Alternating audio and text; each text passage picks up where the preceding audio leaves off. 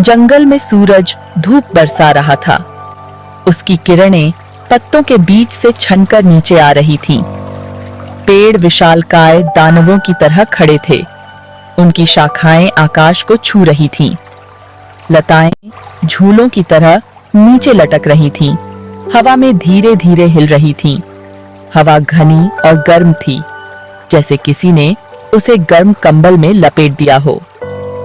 यह जंगल का दिल था, जहां हर कोने में जीवन धड़क रहा था। पेड़ों से बंदर चिल्ला रहे थे। उनकी आवाजें जंगल में गूंज रही थीं। पंछी मीठे गीत गा रहे थे। उनकी धुनें वातावरण को संगीतमय बना रही थीं। दूर से एक बाघ दहाड़ा। उसकी गर्जना ने जंगल को हिला दिया। जंगल आवाज से जीवंत था। हर दिशा से जीवन की ध्वनियां आ रही थीं। पेड़ों के बीच से एक छोटी सी धारा गुनगुना रही थी। उसका पानी साफ और ठंडा था। ठंडे पानी में रंगीन मछलियां तैर रही थीं, जैसे वे किसी अदृश्य नृत्य का हिस्सा हों। तितलियां हवा में नाच रही थीं। उनके पंखों के रंगों ने वातावरण को और भी सुंदर बना दिया था। यह खूबसूरती और खतरे की जगह थी, जहां हर कदम पर रोमांच था। जंगल एक ऐसी जगह थी जहां केवल ताकतवर ही जीवित रहते थे। यहाँ कमजोरों के लिए कोई जगह नहीं थी। यह रहस्यों और आश्चर्यों की जगह थी, जहां हर मोड़ पर एक नई कहानी छिपी थी। और यह एक रोमांचकारी पीछा करने का मंच बनने वाला था, जहां हर पल एक नया मोड़ ले सकता था। एक चालाक चीता परछाइयों से निकला। उसका नाम रानी था। वो एक शिकारी थी, तेज और प्रचंड। रानी का कोट काले धब्बों से ढका था। उसकी आंखें तेज और चमकीली थीं। वो लंबी घास से होकर चुपचाप चली गई। वो अपने बच्चों का शिकार कर रही थी। वे उसका इंतजार कर रहे थे, भूखे और चंचल। रानी को खाना ढूंढना था। दूर से हिरणों का एक झुंड चल रहा था। रानी जमीन पर झुक गई। वो वार करने के लिए तैयार थी। पेड़ों पर ऊंचा एक बंदर देख रहा था। उसका नाम भोला था। वो अपनी शरारतों और अपनी हंसी के लिए जाना जाता था। भोला को लताओं से झूलना बहुत पसंद था। उसे दूसरे जानवरों को चिढ़ाना बहुत पसंद था और उसे मीठे आम खाना बहुत पसंद था। भोला ने रानी को घास में छिपा देखा। वो जानता था कि वो शिकार करने ही वाली है। भोला को शरारत करना बहुत पसंद था और उसके पास एक योजना थी। उसने एक डाल से एक पका हुआ आम पकड़ा। उसने निशाना लगाया और फिर उसे अपनी पूरी ताकत से फेंक दिया। आम रानी के सिर पर आ लगा। रानी चौंक गई। उसने उलझन में इधर उधर देखा। हिरण शोर सुनकर भाग गए।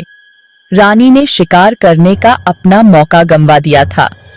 उसने भोला को पेड़ों पर हंसते हुए देखा। वो पहले ही झूलता हुआ दूर जा रहा था, उसे आवाज दे रहा था। रानी गुस्से में थी। वो एक मूर्ख बंदर से मूर्ख नहीं बनने वाली थी। रानी भोला के पीछे पेड़ पर चढ़ने लगी।